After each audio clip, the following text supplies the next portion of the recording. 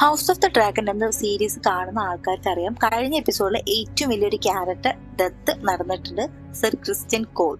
John R മാർട്ടിന്റെ a song of ice and fire എന്ന പുസ്തകത്തിലും അതുപോലെ തന്നെ ഹൗസ് ഓഫ് ദ ഡ്രാഗൺ എന്ന സീരീസിലും ഏറ്റവും പ്രധാനപ്പെട്ട ഒരു ക്യാരക്ടറായിരുന്നു സർ ക്രിസ്ത്യൻ കോൾ. അദ്ദേഹം ഇപ്പോൾ മരിച്ചു പോയിരിക്കുകയാണ്. ക്രിസ്ത്യൻ കോളിനെ പറ്റിയിട്ട് നമുക്കൊന്ന് ഡീറ്റെയിൽ ആയിട്ട് നോക്കിയാലോ. ആരായിരുന്നു ക്രിസ്ത്യൻ കോൾ? ഫസ്റ്റ് സീസൺ കണ്ടവർക്ക് അറിയാം, മെയ്ഡൻ പൂളിൽ നടന്ന ഒരു ടൂർണിയിൽ ഡേമൺ ടാർഗറിയനെയാണ് ക്രിസ്ത്യൻ കോള് പരാജയപ്പെടുത്തുന്നത്. അതിലൂടെ റെനേറയുടെ പ്രീതി ക്രിസ്ത്യൻ കോള് കയ്യിലെടുക്കുകയാണ്. ആ പോരാട്ട വീര്യം കണ്ട റെനേറയാണ് ക്രിസ്ത്യൻ കോളിനെ കിങ് കാർഡിലേക്ക് റെക്കമെൻഡ് ചെയ്യുന്നത്.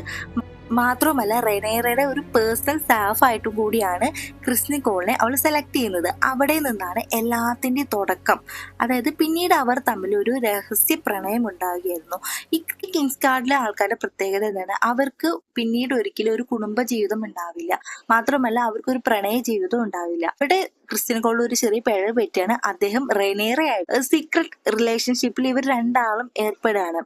പിന്നീട് കാലക്രമേണ റെനേറയോട് ക്രിസ്ത്യൻ കോൾ ആണ് പറയുന്നത്, നമുക്കിതെല്ലാം ഉപേക്ഷിച്ചിട്ട് എൻ്റെ കൂടെ നീ വരണം എന്നൊരു പ്രണയാഭ്യർത്ഥന നടത്തും.